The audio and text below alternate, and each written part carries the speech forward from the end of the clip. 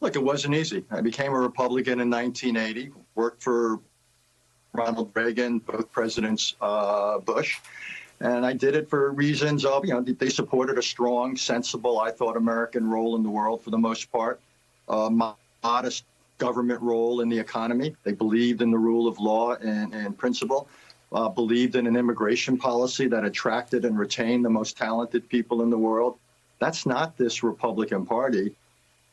And over the last year or so, I came to the conclusion that I didn't see a way back, Willie. It was difficult for me to come to that point. I was sad to come to the point, but I just didn't think that the party could rediscover those roots. And I decided to go public with it now, just given recent events, January 6th.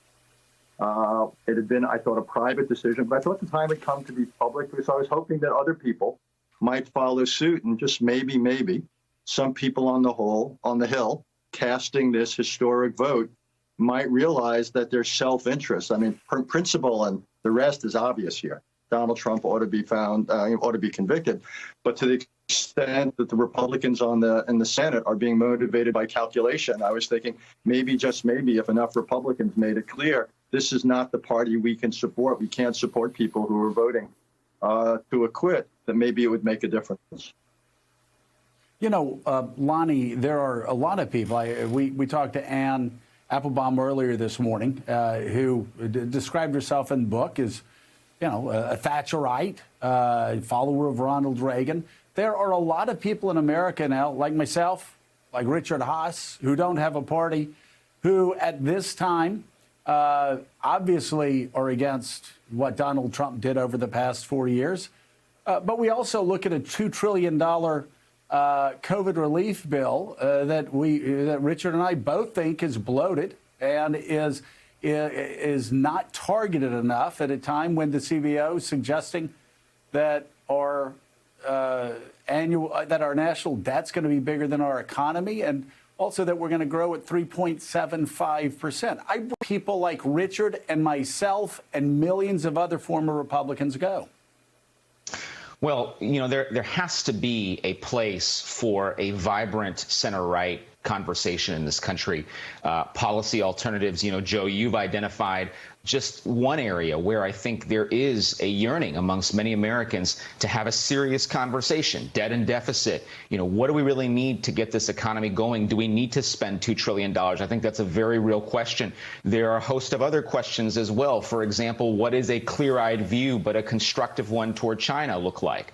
That's another area where I think you could find a center-right and probably center-left consensus. So there are a whole host of issues on which I think it is critically important for us to be able to have a vibrant center-right conservative movement that stands for matters of principle. I think that is hugely important. I think the question is, can that happen within the context of the Republican Party, or does it have to be some kind of new conversation? But I do think that our politics just won't work, Joe, unless there is a very real conversation and people who are willing to stand up on principle and willing to say, look, there are policy alternatives here. I think, at least half of Americans feel that there has to be that robust discussion.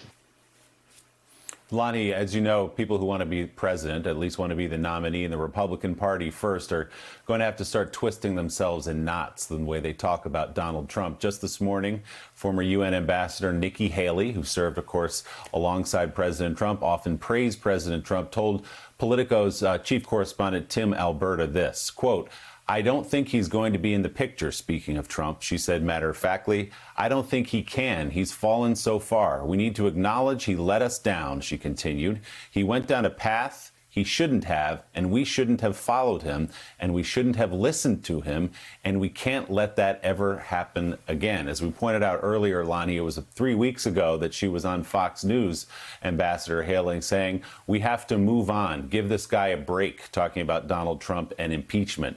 So how do Republicans position themselves with Trump still on the stage, or at least lurking somewhere around the corner?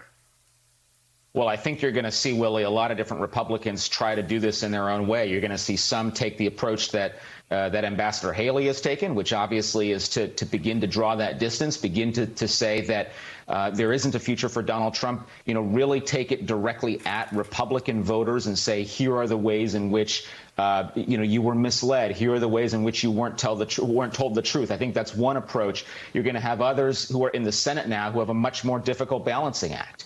Some certainly are going to go the way of being fully supportive of Trump, fully embracing him, believing that he will continue to have a future in the conservative movement. People like Ted Cruz. You're going to have others that are going to try and draw a finer line. Maybe people like Senator Cotton, who are going to try and say, look, you've got Trump and that part of the movement, but there's also an effort to reinvigorate this conservatism I talk about. And then there are others who are just going to have to draw a strict line against him, maybe people like Ben Sasse. So it'll be interesting. The Senate vote and how Senate Republicans react, that is something over the next couple of days that'll be an interesting storyline for sure.